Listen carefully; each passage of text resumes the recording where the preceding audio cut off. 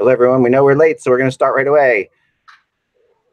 Hello, Hockey World. It's Friday, October 5th, 2018. I'm Michael Agello. I'm Russ Cohen from Sportsology. And I am Eklund, and you're watching the HockeyBuzzcast on HockeyBuzz.com. This is the podcast that comes every Monday through Friday at some point. Really on the comings and goings in the hockey world. And I apologize. All me today.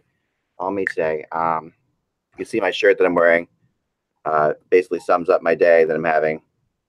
There you go. Well, we have to touch on last night's games. Go ahead. Well, the one I watched the most was Boston Buffalo, and I was interested to see, the debut of Rasmus Dahlin, and I think there was a level of excitement in Buffalo. Not that the Bills, not that the Sabres are going to contend for a playoff spot, but just that they were going to be better. Right. And by the end of the second period, the crowd at the KeyBank Center was booing the Sabres because they were really bad. I mean, there was not a lot of energy in the building. The Bruins came in the second of back-to-back games and completely snuffed them out.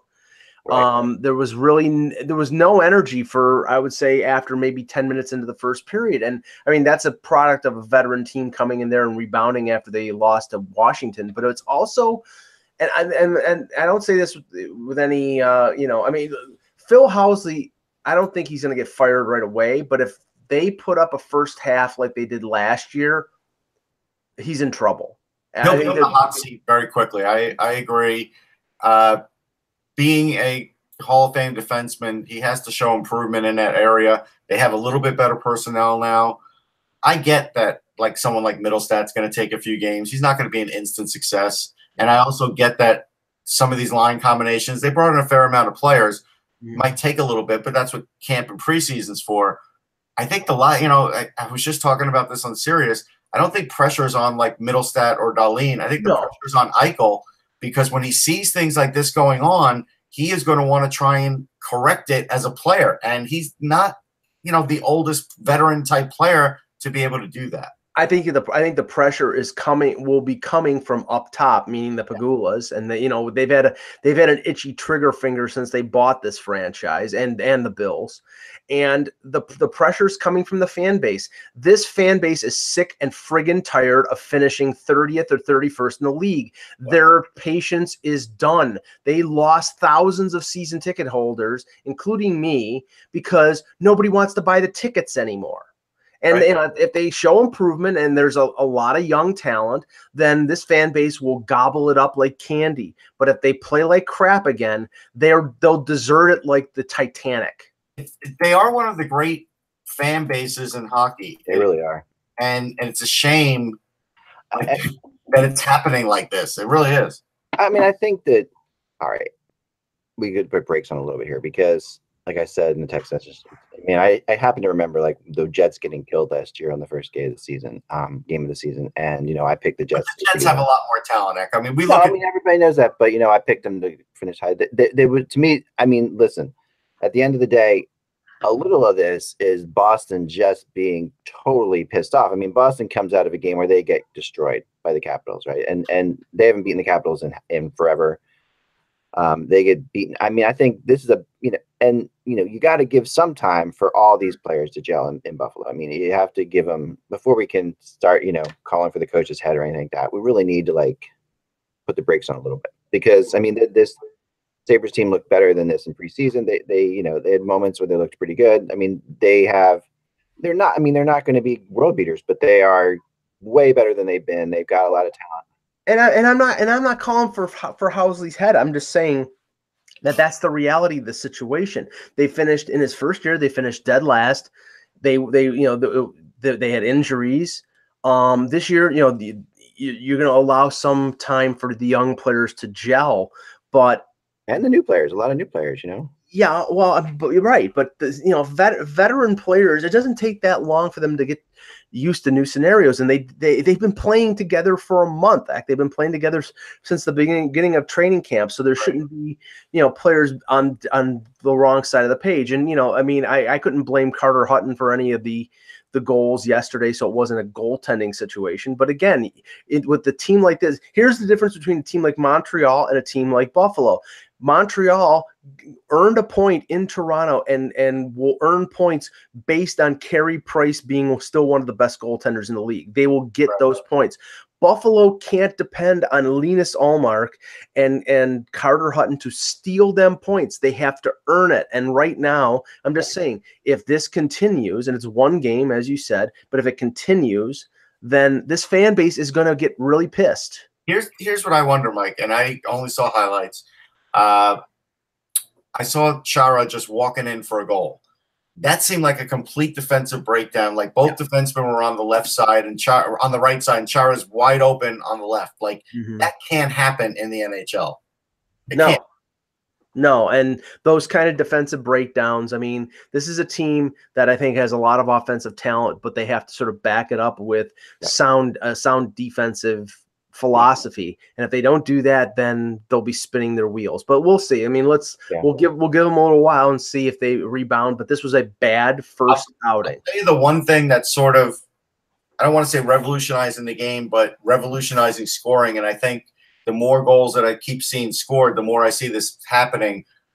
The cross ice pass, like these guys are making passes now that literally from one end to the other, it's impossible to defend. Like if you're a defenseman, you can't, even two defensemen can't cover all that ice. Well, you have to, your forwards are the guys that have to chip in the extra defense. That's definitely a tactic now, because I mean it was last year. Everybody was talking regarding the Leafs, regarding they constantly used the stretch pass. It was always Gardner or Riley throwing these bombs up the middle and basically stretching out the defense. I'm not even talking about the bombs up the middle. Now I'm talking side to side when they just entered. Okay. All right. And that's something that's become a thing now. Yeah. Yeah, I agree. I mean, it was a good night of hockey in general. There was a lot of fun stuff going on. Well, Pittsburgh, Washington that game was insane. Crazy entertaining. I mean, the Capitals do this every year. They come out just gangbusters, scoring tons of goals. You know, like this is not like this. This is a different. See, Ovechkin had like 17 points in the first 5 games last year. Or something. The confidence they have right now is incredible. But again, like the Brooks Orpik goal, he puts a good shot on net, and Murray lets it bleed through. Like both goalies were not sharp. That played into it. Oh yeah, no, there was no question about that. And Murray especially. I mean, the Murray thing to me is, I mean, because you know. I hope he looked okay before. It does take Murray a little while to get going. It does seem like this is the thing with him. Yeah, and it's I expected a lot better. I mean, the shot totals weren't crazy. I mean, granted, you got to remember when you have this kind of snipers that both these teams have, the shot totals don't have to be crazy. You know, it's like these guys, you're talking about if you give Crosby a shot or Malkin a shot or Ovechkin a shot or Oshie a shot in any clear situation, they're going to score on you. So it doesn't matter how many shots they get. So it's a little deceptive there, but yeah, it was definitely a fun game. I watched the Flyers, the Vegas game later. That was interesting. But it's also 2 of the best power plays in the game, right? You give either one of those teams a 5-on-3, Pittsburgh or Washington, it's going in the net. And if you give them power plays, you're going to lose. It's really a shame that game ends in a power play too. You know, it's just like But I did think the reffing in general the past first 2 nights, it's a discussion we can have at a different time, was they're doing their typical calling everything thing that they do, which is frustrating for fans and players alike. But they have to establish something, I guess. At least they didn't take away the Oshie goal, because he definitely didn't have it a high stick. Actually, he had it turned down and it wasn't above the crossbar because he's a veteran and had the stick turned down, and so they had to give him that goal. Right. Yeah, that was. Yeah, I was glad to see that got. Although there was the controversy of calling a no goal on the ice, all this stuff was crazy. The fun part of that, calling a no goal on the ice. But at the end of the day, let's get it right. It doesn't. Yeah, it doesn't matter. I don't care what you call it on the ice, and it shouldn't. That is a misnomer in all sports. Well, they have to overrule this call on the field, and it has to be verified. It has to be totally 100%, or we're not doing it. And my thinking is, shouldn't it be that way anyhow? What's the difference what the call on the field was? Right, exactly. 100% is 100%. Right. I mean, if that's 80% of goals, we're going to call it a goal. Right. I mean, it's just, but every announcer always says, well, if it's not like if they're not 100% sure it's going to stand because of the call on the field, the call on the field shouldn't matter to what you see in the video. I agree with you on that. Not at all, yeah. Getting some rumors around too. I'm going to be writing about that in a little bit. That's why I don't have a blog out yet today, and why I was late getting on here too. There's already stuff happening this year, which is really surprising. But but then again, when I was talking to one person about the rumors today, he was saying, listen, it's obvious that there's so many teams that are close to playoff spots, and at some point, every game is so vital that if you're going to make a trade and you can really make your team better, you do it right away. You don't have to wait. People waiting till American Thanksgiving and all that stuff, it seems to be not happening anymore. That whole concept of like, okay, we're going to wait till then because there's so many statistics now, and stats don't lie, numbers don't lie. I mean, margin of error is so slim here in games that it can make a good team lose to a bad team. And, it's the way it is. And so goaltending and defense, that's where it really comes in. And right now, beginning of the year, I'd think it's 50-50. Some goaltenders are on, some defenses are on, but a lot of them aren't. Yeah. I mean, last night it was interesting. So the final thing we'll get into, then we'll get right into the predictions because we got so much to go with. The Vegas Flyers game, I think, had a lot of people's attention because of the fact that, Vegas's first home opener, and big expectations. They come out flying, they score the first goal, and then the Flyers sort of take over. Do you know what this was, though? It is funny because as people are saying, oh, Fleury, Fleury's going to be terrible this year. He gets pulled the first game. People don't remember that the Flyers have owned Fleury. Yes. I mean, there's a long. Last year they did. I don't think that was the case last year. I don't think they played him both times, if I remember right. Okay. But I think they played Subban. I'm not sure, but they split last year, the two teams, and when they scored 4 goals in the one game, they won. So I'm not sure, but if you go back historically, oh yeah, he's done poorly against them. This is his biggest problem. This team, and we all those who remember the great shootout series of the Penguins and Flyers way back when, where they scored like 25 goals a night on each other. That was Fleury, and that was this is I think. But Fleury's also still beaten them plenty of times too. Oh, he has, but it is very much like a hot or cold thing with them that he has gotten shelled and he has shelled them, but it wasn't super surprising, and I wouldn't put much of this on Vegas as much as I would the fact that I think you got a really strong game out of Simmons, who definitely has sending a message, and then you actually got a really strong game out of Brian Elliott too.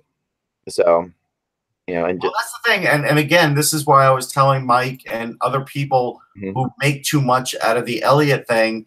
I said I thought he was looking better as preseason went on, and he did. And last night he looked really good. Yeah. You could point out all of his flaws, but Brian Elliott can still win games in the NHL, and the Flyers have so much of a better offense now that there's less pressure on him in tight games. That's what's probably going to happen here. I'm just basing my opinion of Elliott on his history. There have been times when he has been a world beater, and then times where he doesn't look like he can stop a beach ball. Now maybe he'll have a good start to the season, but he's a goaltender I couldn't depend on as a number one. Now the Flyers as a stopgap, and if they don't want to go out and make a trade like we were talking about yesterday to like get Bobrovsky before the deadline, and they're content with staying with Elliott and he plays, above average, then that's fine. I just don't think you can win with him consistently. Yeah, Fleury gave up 3 goals in a loss to the Flyers last year in one game, and then I'm finding in the last game. Okay. The other game, they did indeed. All right, so that was and he beat the Flyers by only giving up 2 goals in the other game, so he split last year. Yeah.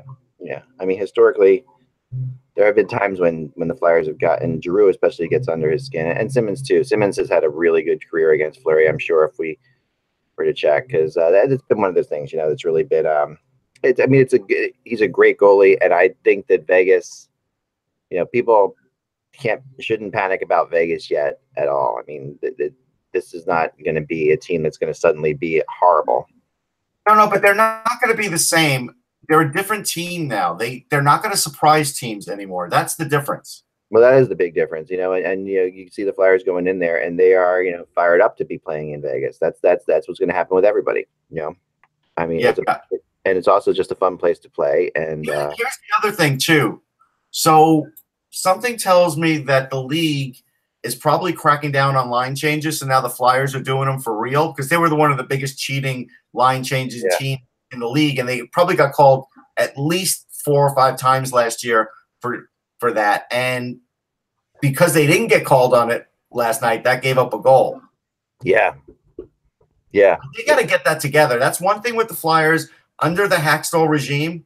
That's been a problem, Eck. You have to admit that. Well, and I'll say that, I mean, for what it's worth, I spent one game last year sitting right behind the bench because I took my daughter and I got tickets given to me. And so I got a chance to see, what we usually don't see and hear what you don't hear.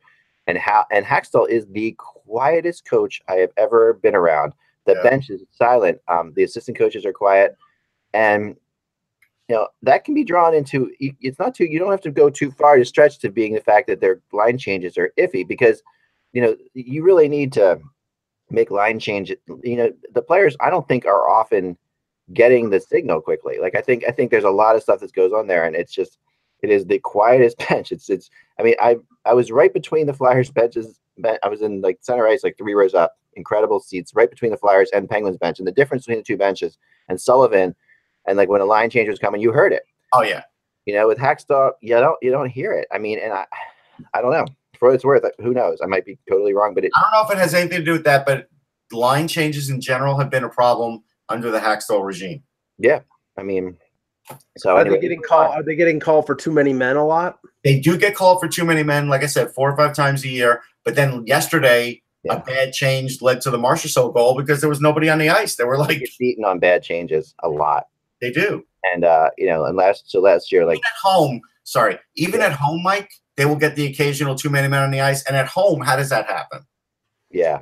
And a goal like last night should never happen in the first period when your bench is right there in your own defensive zone. I mean for McDonald to try to change after being knocked down in the far corner of his own defensive zone, and then to skate across the ice and then to try to turn back. You can't make that. You can't make that change. It's ridiculous. There's no reason he should be making that change. So anyway, let's move on to the Central Division. Let's start in the Central, because the Central is the division that all teams should make the playoffs, and it's impossible to put one out of it. For years I've had my joke of my blogs is I always write them as exactly what will happen in the Atlantic Division, exactly what happened in the Pacific Division. This one I put exactly what will happen in the Central Division, I think, because I really don't know. And it's very hard. So I think the three of us will have totally different things in this. Well, let's do the thing that we can agree on. Do we all agree that Chicago will be last? No. No. Nope. Okay. Because Russ and I agree. I think the Blackhawks will be last. I understand what you said yesterday, Eck, about Corey Crawford and the record with him, but I can't depend on Corey Crawford being there based on his health problems over the last couple of years. I hope he is. If that's the case, then maybe they can take a step back to where they are. But even if that happens, their defense is 2 players deep. Their defense is usually suspect, which in this division is odd, because this division is a division with a lot of strong defensemen. But what kind of goes on talked about last year is the rise of DeBrincat and Schmaltz, who had really good years. They were the second and third leading scorers on this team, and they were each scoring in the 20s. I mean, 28 and 22, I think, or something like that. Yeah, so I think both will be better this year. DeBrincat scored already last night. I mean, again, shout out to anybody who told me that DeBrincat couldn't play in the NHL, and there were people who told me that in the media and otherwise. I just laugh at them. No, I was so angry about the certain teams not picking him at the time of the draft, because it was just obvious that he was going to be another star, and that Chicago got him was just frustrating, because Chicago was extremely good at the time they got him. It's about size bias. That's why. Right. Yeah. And but on top of that, I mean, Jonathan Taves looked better last night for sure. He had a first game, but their problem going forward, and I don't dispute what you're saying about Schmaltz and about DeBrincat, because because I think they're very good players. I think their problem is the depth of their lineup, both at forward and on defense. After Seabrook and Keith, I think Connor Murphy's still hurt. Their defense is a big question mark. They gave up a guy like Kempney, who was a key part of the Caps winning, and he basically couldn't play for Quenneville, or he was a marginal guy at best.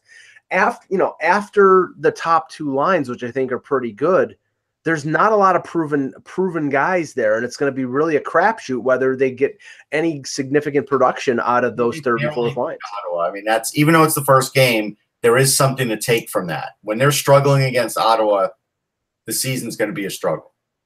Yeah, I mean, Ottawa. I expect Ottawa to have some energy early in the season, so I don't know. I mean, it was a home game for them. I mean, of course, there's energy. There's everybody's against them type thing. We do have to question something. Ottawa dropped like those big giant balloons on the ice, and people were wondering, why did you do that at a hockey game? I got to get a picture of that. That was pretty crazy. All right, so we can all agree that the Dallas Stars will be last in the division, right? No. Okay. All right, so we're definitely not in agreement on this one because you guys said the Chicago thing. That's where I have them. I have Dallas at number 7, which I know many people are going to think I'm crazy. That's Someone has to be number 7 in this division. I have Dallas as a playoff team. They're in the top 3 in this division, in my estimation. We'll see. We'll see. I mean, believe me, I went back and forth. I took days on this trying to figure out where the heck to go. And on some days I would have Dallas as high as 3 or 4, and other days, but I watched them in the preseason. I tried everything I could to get. See, my thing with Dallas that is kind of strange is when you think of Dallas, you think their problem is defense, right? Like you think they have they've got plenty of firepower up front, and their problem is that their defense has been, they've been continually trying to get better defensively. When actually last year under Hitchcock, it was the opposite. They had a pretty good defense, but were really low, like 25th or something like that in scoring on offense. They were not a good offense last year, and that's because that's because they put everybody on one line. They had a line of Radulov, Sagan, and Ben. They're not doing that this year. They've got that'll help. That'll help for sure. But also, I think it had to do with the fact that Hitchcock plays defense. He was trying to make them play defensively. That he wanted them to play defensively. So it's hard to kind of figure out where they are based on part of it. Based on that, it's hard to figure out where they are. Are they going to struggle offensively again? Are they good defensively, or are they only good defensively because their forwards played so much defense last year? It's really, to me, there's so many question marks. And Ben Bishop, I love Ben Bishop. I think he's a great goalie. And he's the hardest thing for me to put them in 7th because Bishop is such a great goalie. But that's where I have them. Now, number 6, I have Minnesota, which is, now I know. Right. I agree with that, but Russ has them higher. We'll get to that. No, I do. We'll get to that in a little bit. At number 5, I put Colorado. And it's really hard. This is a tough one because Colorado, again, 2 different Colorados the last 2 years, right? I see. I have Colorado in 4th. Okay. And I think that, their goaltending will be improved. They had to rely a lot on Jonathan Bernier when Varlamov was out last year. Their defense is better than it's ever been. With the addition of Zadorov, with the improvement of Zadorov, with the addition of Girard, I think they're deeper on the blue line than they've ever been. I think their forwards are getting better. I mean, it's going to be the second year for a guy like Kerfoot, and I think Rantanen and McKinnon and Landeskog are just going to get better. So I there's still holes, but I think they're going to be pushing for a wild card spot. Yeah. I mean, and they could be. I mean, and number 5 could be a wild card spot in this division. It has been before, so it's possible. That's where I. Yes, I've got Dallas in 5th. Okay. Believe it or not, even with all the changes, I'm still not loving St. Louis. I've got St. Louis 6th. Yeah, I have St. Louis. I have St. Louis right now. I have Chicago in 7th, Minnesota in 6th, St. Louis in 5th, and Colorado in 4th. Okay. Well, I have Chicago in 4th. That's where I put Chicago. Okay.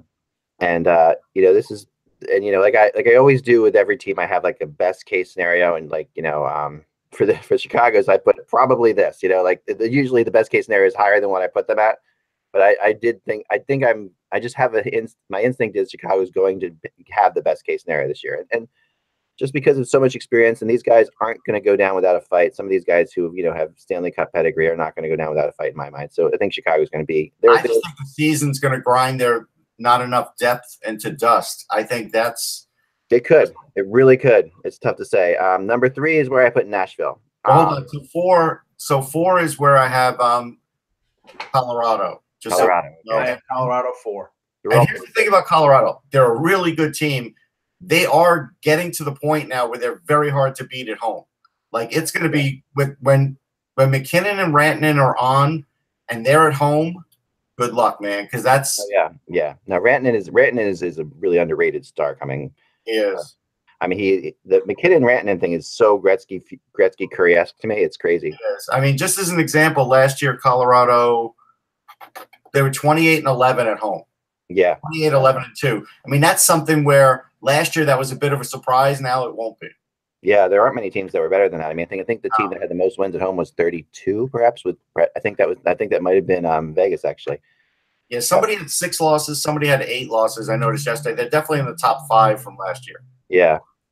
So number 3, I have Nashville. This is where I put the Predators.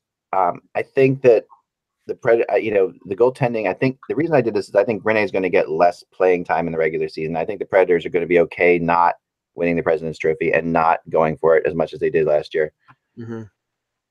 I have Nashville. I have Nashville here as well. Mm-hmm.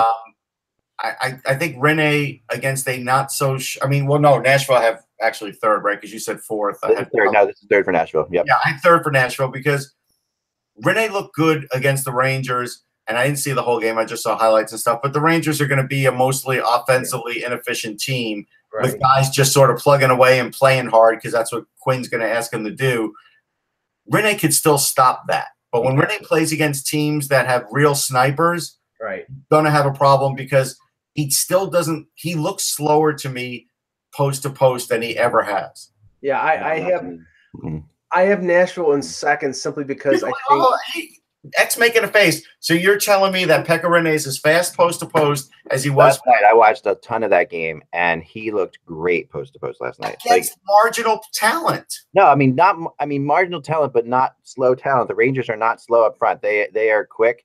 Yeah, but they're quick. But we're talking about snipers. They might not be snipers, but they put on. They're not snipers. That is the point. Right. We're talking about accuracy. Battle. And actually, historically, Rene's been very good against snipers. The way to beat Rene is how Winnipeg did it at the end of traditionally, but we're talking about a 37-year-old goaltender who is slowing down. And that's last night, the problems with Rene were actually the same as they were against Winnipeg last year. I think the fact that Nashville of those middle teams in the division, Colorado, Dallas, St. Louis, they have the least amount of flaws. The only one is what we're talking about is Rene in terms of his ability and probably Saros having to play closer to 30 games. But their defense is great and their forwards are I think very, very good. So I have them in 2nd and I have Dallas in 3rd. All right, so I have Winnipeg in 2nd, and obviously Winnipeg's great. The reason I have Minnesota in 1st, and yesterday they took the lead, and then nothing probably went right after that. Yeah. But Zach Parise scoring that first goal is huge for them. Yeah. Because when he and Eric Stahl are clicking, and you have a lot of secondary scoring on that team, I think they're going to surprise teams. Dubnyk has to be great, though. Like, he has to be he does. The best year of his career, like 3 years ago, was it? So it has to be like that. If it's not, it will never happen. But I do think they have all the other talent. But again, it's Colorado at home, so I wasn't shocked. Yeah, I like the like I said, put Minnesota in 6, but I can see I can make an argument for anybody winning this division, to be honest. And I think that they're right there.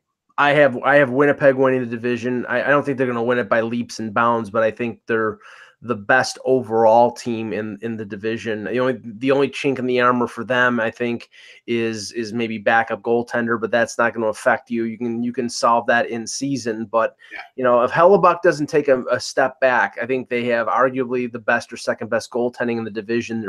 Their defense is really good, and their forwards are just obscene. How deep and how talented offensively. Big, fast, strong. That's what they are. Yeah, I mean, I have St. Louis at 2 and Winnipeg at 1 as well. But I think that you know why I couldn't put St. Louis in the playoff spot. You know why? Because I don't know how long they're going to hold on to Jake Allen. spot, and he is a sieve. And Jake Allen, last night we were chatting back and forth with Peter because Peter was watching that game. He was booed in his own arena after the second period.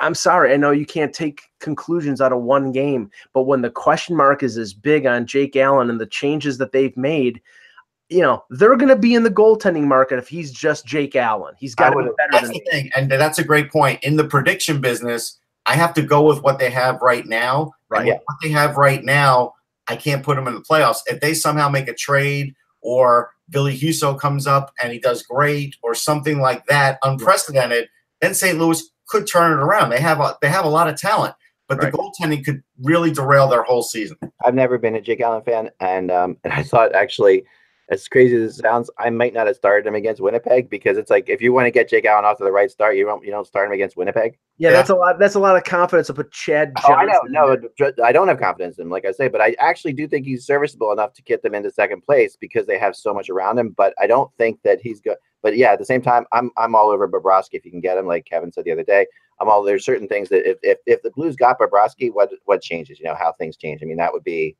Well, the funny thing is that I think Allen's got a couple years left in his contract. If you're talking about one of these trades like Varlamov or Bobrovsky or any of the free agent goaltenders, Allen could be part of the deals for that goaltender because he's got years left and his salary is not ridiculous. And like say Columbus, if they're trading Bobrovsky, they may want to go with Korpisalo as the number one, but to have an established like 1B in Allen might be something that might be workable. So I think if they go out for stuff, they could always trade for Brian Elliott. Here's the funny thing. And again, this is Twitter, but if you look to the real Blues fans on Twitter, they're fed up with Jake Allen. It has nothing to do with last night either. Yes. No, of course they are. And how can you not be? It's very frustrating. Even though when you watch those goals, like it wasn't. I mean, it was Winnipeg just with unbelievable confidence. I know, but it's the old thing. It's like you could say that's not the goalie's fault. That's not the goalie's fault. I know. The goalie still has to come up with two of those again. Yeah, right. That's the thing because goalie is not about what's your fault. Goalie is about what you can do beyond because you're a professional player. You have to make saves that other goalies are not going to make to be a good goalie in NHL. If you just let in the goals if you let in every goal that's like quote unquote unstoppable, you're not good enough. St. Louis is Philly West in terms of in terms of dealing with goaltenders. Actually, it's worse. It might be, but look at it. Halak, Elliott, Ryan Miller for a brief period. Yeah, now Allen. I think Halak could end up. I'm not saying Halak. Sorry, no, but I think I'm sorry. Their backup. What's his name? They love Halak in Boston, Mike. That's all. No, I know. What's Halak's? What's his back? What's Elliott's backup? Chad Johnson is not a starting goaltender, right? But I think I would at least go with him because he has shown that he can. He can't go 6 out of 8 with Chad. No. But I would at least split them. He's not the same goaltender he was 2 or 3 years ago when he played in Calgary and stepped in, or played in Buffalo. He's not that goalie anymore. Here's what we're not seeing out of Jake Allen. He's a younger guy. Last night, I saw Lundqvist make a save, upper corner with the glove. And scouting report on Lundqvist last year was shoot high on his glove because he can't stop it. And he stopped it instantly and actually showed the glove for a minute just to show everybody, hey, I might be, 36 years old. But I still got it. But I could figure out.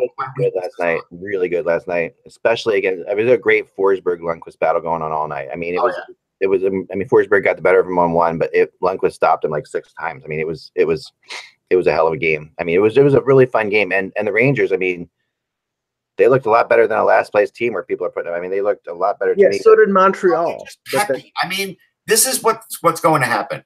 David Quinn, Jimmy Vesey will look like the best New York Ranger this year because he forechecks, he skates well, he's always around the puck, he's always moving the puck. So in David Quinn's system, that's why Jimmy Vesey loves him. And that's, if you look at it, he's looked great all preseason. He looked great last night from what I saw. But that's because of that style. When Jesper Fast is scoring your first goal, and I love Jesper Fast. I told you, I'm a big fan. But when he's scoring your first goal, you got a problem. Yeah, they really did pound Rennie. Rennie made some great saves. I mean, they really could have scored more goals. Rennie had a great game. Great saves. But his best save was late in the game. But again, and that was one where he had an extra second to get to the side post.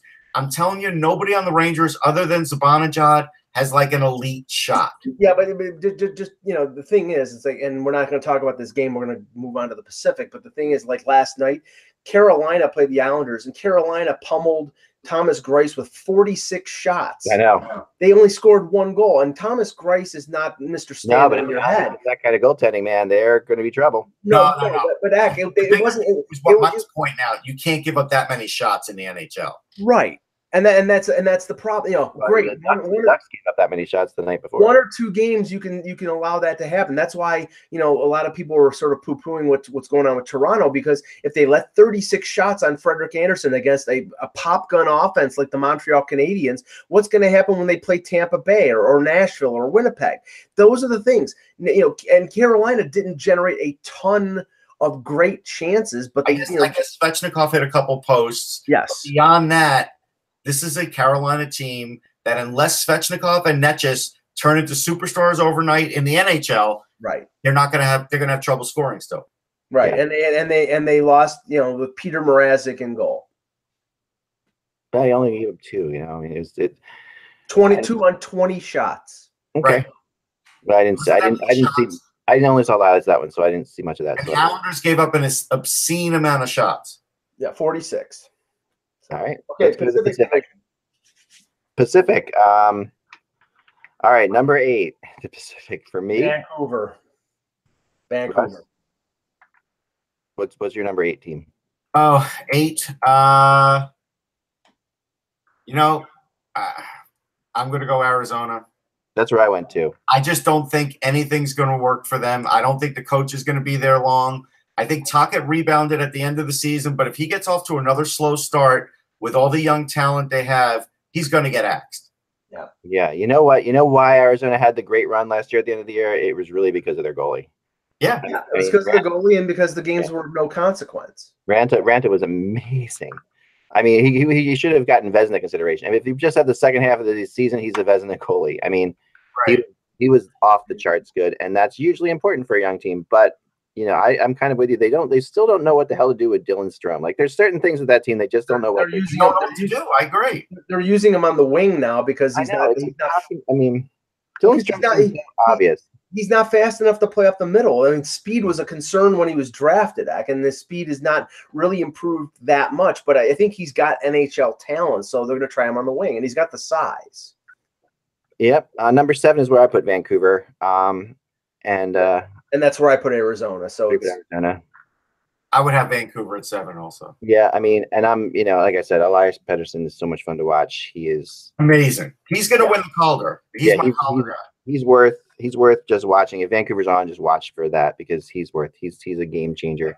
And I think the reason that I picked Vancouver 8th, and I think the reason is because I think Ranta is going to be better than the combo of very possible of Markstrom and Nielsen, and I don't think they're going to call up Demko until maybe later in the year when they're truly out of it. And their defense, they're probably going to end up trading Alex Edler before the deadline because he's a UFA at the end of the year. They might trade a Tanev or a Goodbranson depending on how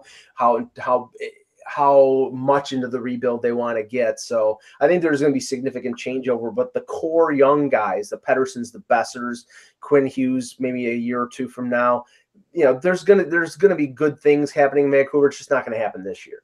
Right. The best case scenario for them I had was, to get the other Hughes this year, because that's really what they, I mean, if they could have the Hughes brothers there, that would be quite a story. It'd be a good thing for them. Can I ask a bigger question too? Getting back to Arizona for a minute. Yeah. You had Barrett Hayton make the team. He didn't play. He's hurt, supposedly. Okay. All right. Supposedly. Okay. Yeah, I didn't know that. Wasn't sure. Yeah, he's on season opening injured reserve. Okay. Gotcha. I was wondering about that. Let me go 6th first because I'm sure that it'll get a bunch of controversy. My 6th place team is the Edmonton Oilers. I think the Edmonton Oilers defense is pathetic.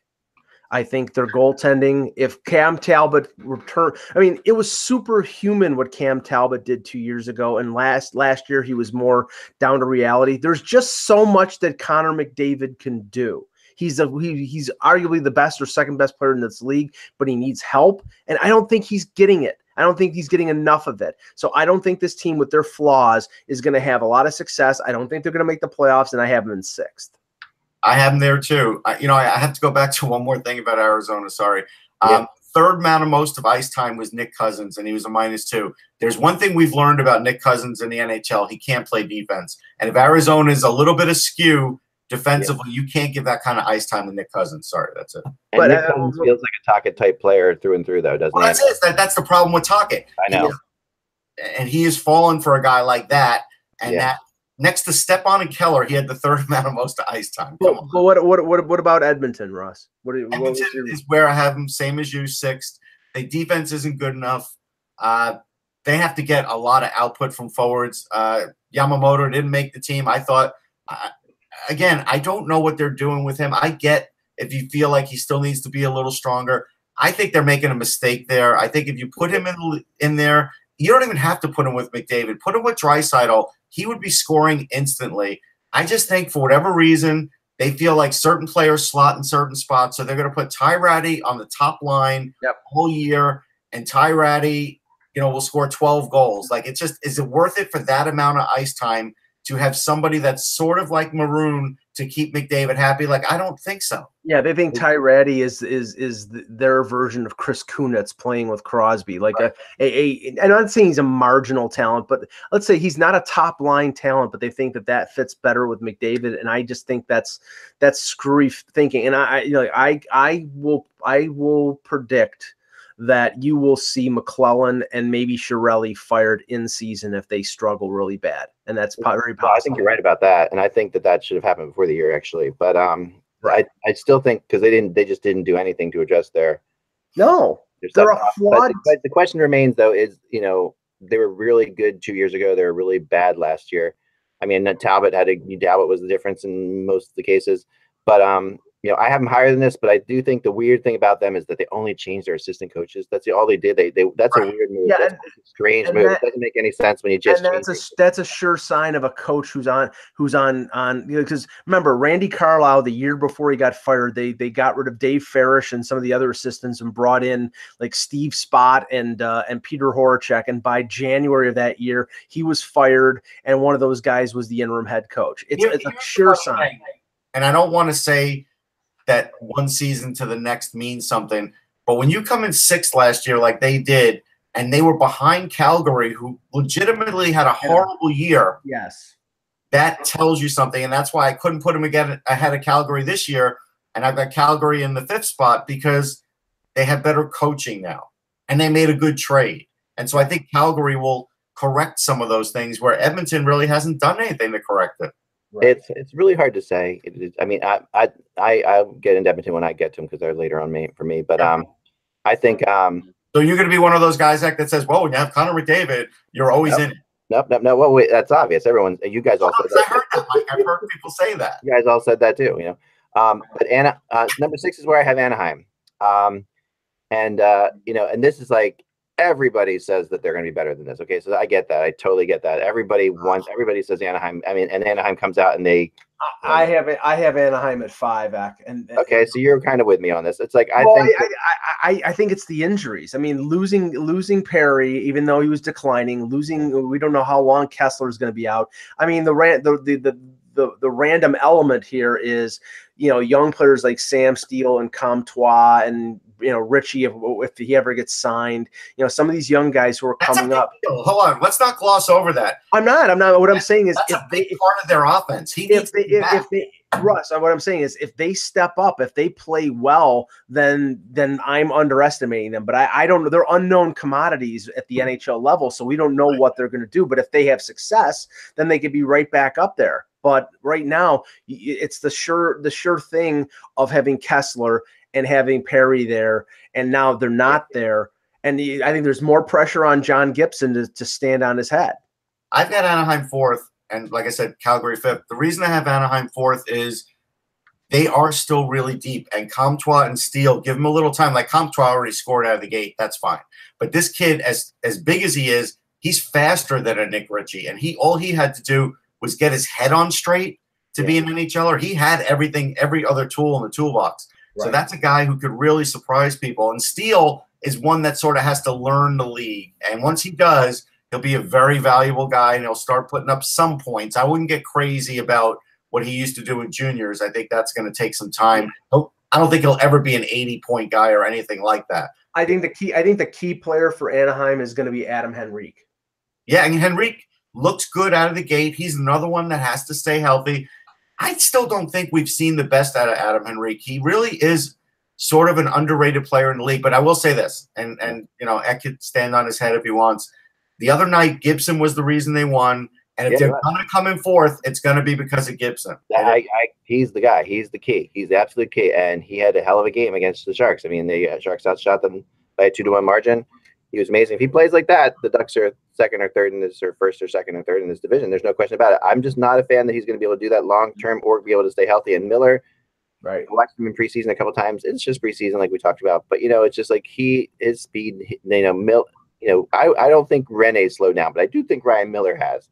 Yeah, but Ryan Miller is going to play 25 games. Yeah, right? but that's in this division, that's a clue. That's assuming Gibson stays healthy, and in this division, that's still a lot of games.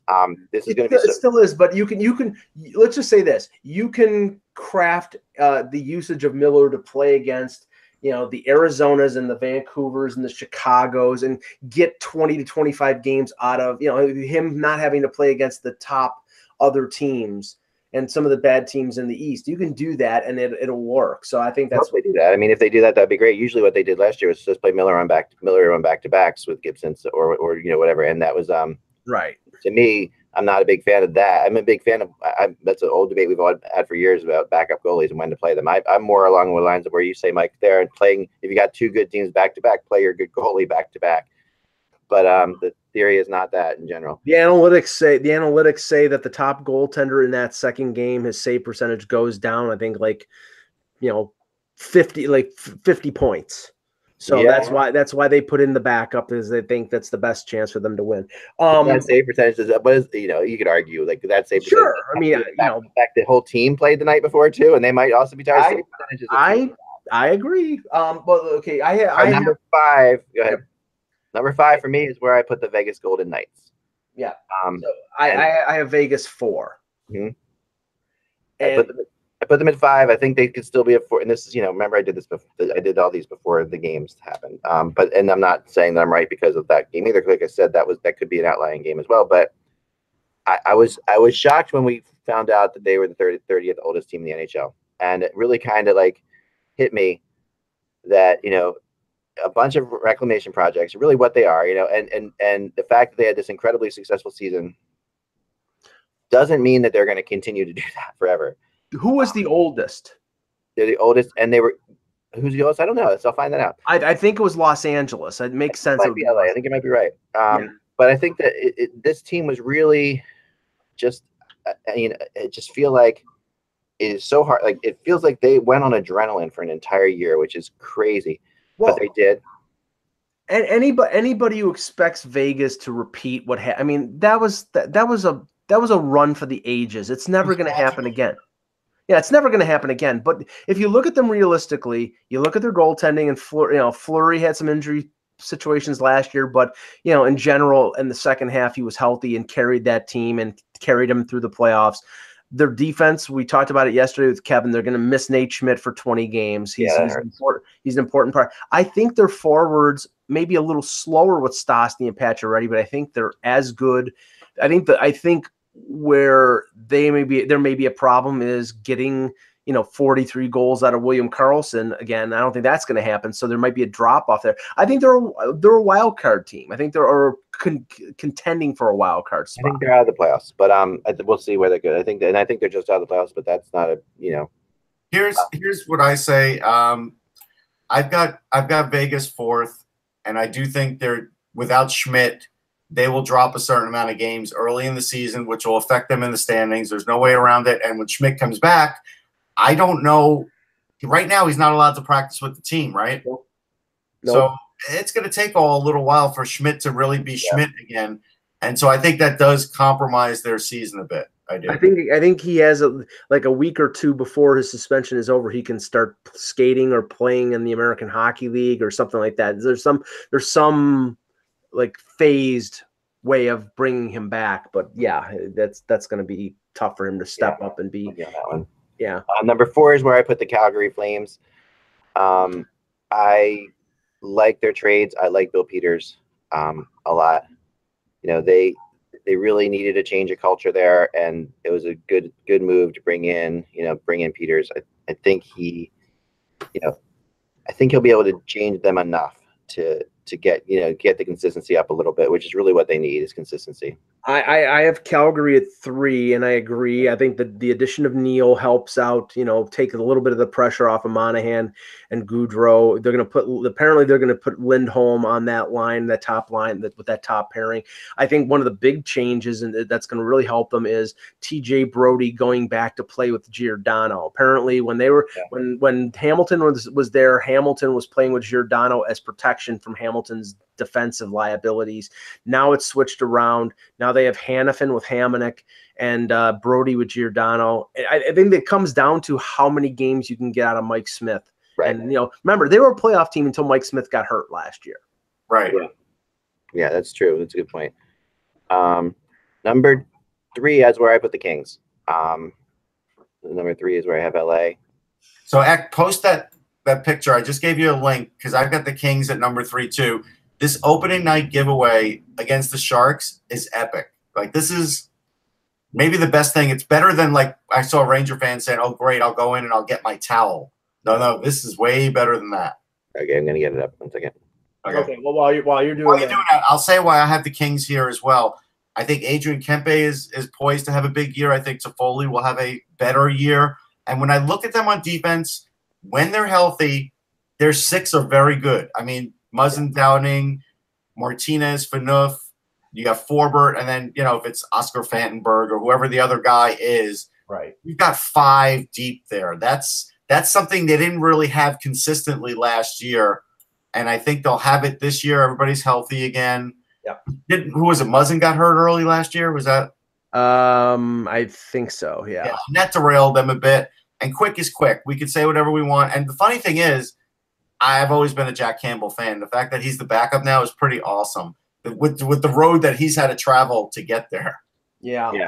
I see. I have LA. I have LA in second. The only concern I think Kovalchuk will produce. He will. I think. But I the only thing I'm worried about, and it's sort of like what you deal with older players in any professional sport. You don't know when they're going to hit the wall, and there are so many opportunities. There's so many instances on this team of players over the age of 30 that if 1 or 2 of them hit the wall, then they could finish a lot worse than. Or if injuries set in with older players do. I mean, they're long in the tooth, and other than a couple key players like Kopitar and Doughty, they're an older team. So just to answer the chat room, I got 25 goals for Kovalchuk. That's what I've got. Yeah, I think it's about right. That's about right. 25 goals, maybe 55 points. He'll get 30 assists. That's what I thought all along. Yep. Yeah, I think that's pretty reasonable. I'm trying to get this picture up. Sorry. So yeah, it's pretty crazy. They dropped giant silver balls on the that was Ottawa. They dropped the giant silver balls. We don't know why they did that. Yeah, just absolutely insane. Strangely, I can't get it up. I'm sorry about that. And I'll tell people it's a comic book, and it's pretty awesome that they're giving away a comic book, a King's comic book. That's pretty great. Yeah, no, I like that too. That's really, really hefty. I'll be the first to say Jeff Carter is no superhero, but anyhow. So should I guess, Eck, that you have Edmonton finishing in second? No. Jeff Carter, by the way, San Jose Sharks finishing in second. Jeff Carter could be the villain in that comic book. That's what I'll say. I'm sorry. I have the Sharks finishing in second. I love the Carlson edition, of course. There's no doubt that they will be a tough team. They'll get better as the year goes on. They might struggle in the beginning, and you can see it in the preseason even with Carlson, and you saw it in the first game against Anaheim. It's going to take a little while to adjust to. And the weird thing about it is the time they're giving Burns has been affected. Like, they actually were giving Burns less, and I think that's a tough thing about this, because Carlson's great, but Burns is streaky, right? So you gotta make sure you don't screw with Burns too much, right? And I fear that they might be screwing with him a little bit too much. It's a feeling. It's a feeling out process. You gotta realize. First of all, I mean, if you have a pairing, whoever is paired with those two with Vlasic is going to get more of the ice time, and they're pairing Vlasic with Carlson. It's a left-right thing. So, I think Burns is going to get his 20 to 25 minutes. So is Carlson. Vlasic will get the same. I mean, they're deep. They're talented. Their goaltending is good. They've got two good goaltenders. I think they're strong up front, but they probably could add somebody else before the deadline. To me, this is the team I have in first. I mean, they have the least amount of weaknesses, and unless there's a problem with Carlson settling in, I think he's going to have a big year, either walking into free agency or before he signs long term with San Jose, which we won't find out until after the deadline. Yeah, I've actually got San Jose first too. I realize it's the Kings that I have second because and then Anaheim, then Vegas, and I have the Sharks first also, not only because of Carlson, and I do think there's going to be an adjustment there. Like I could see the other night, because again, there's only so many times guys could touch the puck, and right. Carlson is a guy that's used to having the puck all the time. And so I do think for 3, 4, 5 games, it'll take a little while for all that to happen. But what I did like instantly was the Sharks power play. And when I see a guy like LeBanc, that's where, his most value is on the power play with guys like Carlson. And so, yeah, Burns will get a lot of even strength goals. I have a feeling he's going to get a little less power play time, but I think that's okay.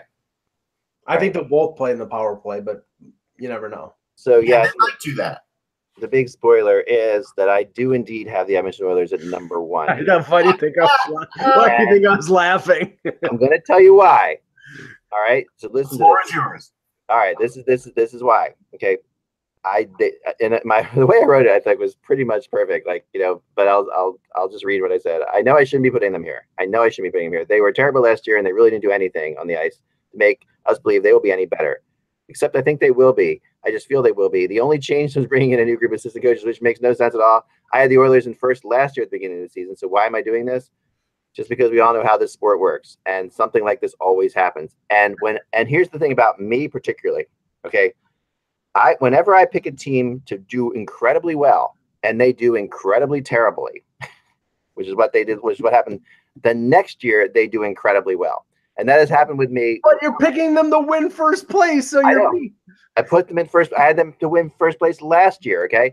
And they were, because coming out of the playoffs, and I wasn't alone in that. That were a lot of people that had them in first place. I know. Oh, last year they did. A lot did.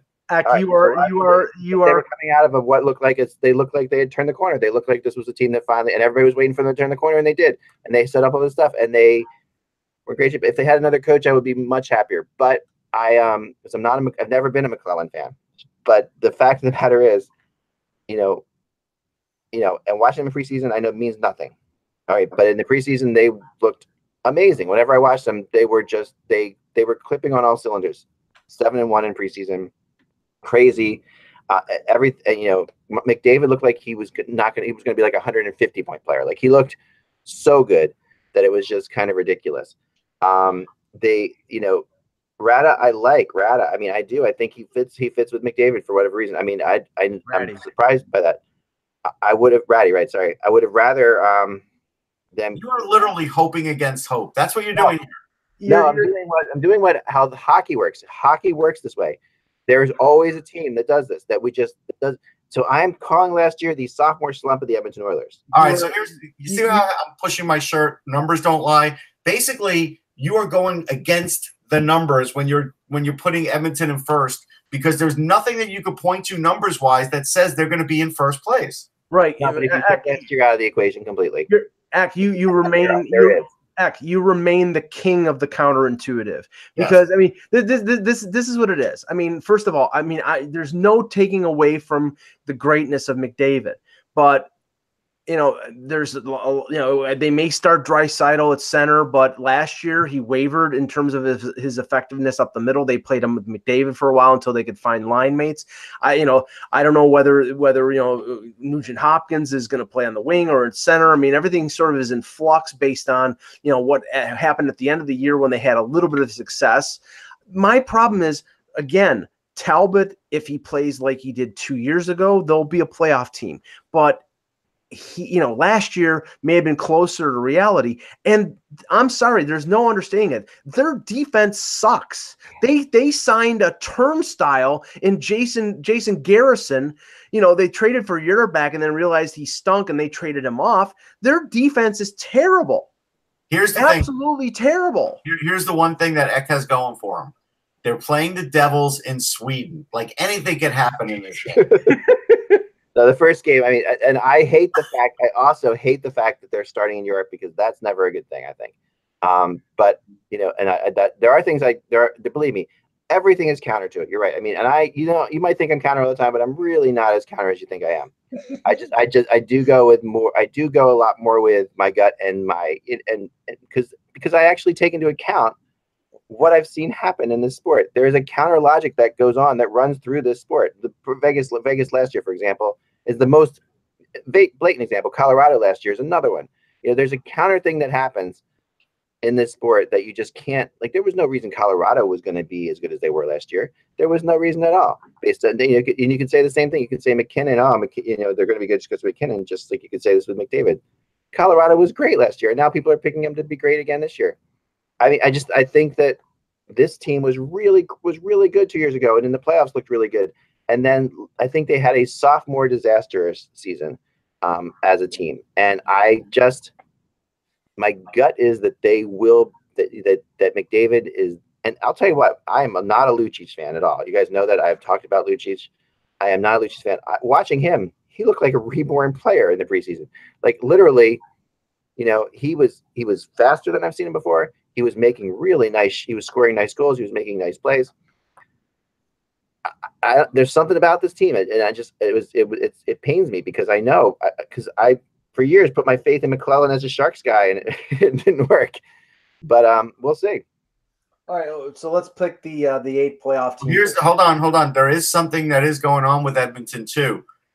There's a claim out there that Chris Russell, because Todd McClellan said he'll be activated for the opener. So that basically means somebody who has made the trip to Sweden, who thought that they were starting, will not be starting. Right, great. Yeah, to get Chris Russell in there. Yeah, let's get that cost-effective Chris Russell in the lineup. All right, All right, my playoff teams: Edmonton, San Jose, LA, and then I think we got 5 teams coming from the Central. So those 3 in this division. The other division, I have Winnipeg, St. Louis, Nashville, Chicago. So those are my playoff teams. I have Winnipeg, Nashville, Dallas, and Colorado in the Central, San Jose, LA, Calgary, and Vegas in the Pacific. All right, so I got to get my screen right here, because otherwise it'll get all jumbled in my head. Hold on. All right, so I've got Minnesota, Winnipeg, Nashville, Central. I've got San Jose, Anaheim, and LA. In the Pacific, I've got Vegas being a wild card and Colorado being the other wild card. Okay. There you go. We'll see who's right. And on Monday, while Canadians will be stuffing their gullets with turkey, we'll be doing over-unders. Yeah, so here's an interesting thing. I saw this the other day. Speaking of, so the original date for Thanksgiving up until 1939 was something like November. I think it was actually November 1st. And that was like the date that George Washington set off and whatever. And then Roosevelt during the Depression said, well, he wanted to give more time for people to sort of shop and have there be commerce. So that's why it changed to the date that we have. But ours was a totally different date too. Yeah, it was the day. It was basically the day after Halloween. Yeah, I think that's what it was. I think. Something like that. Yeah. That would have made more sense.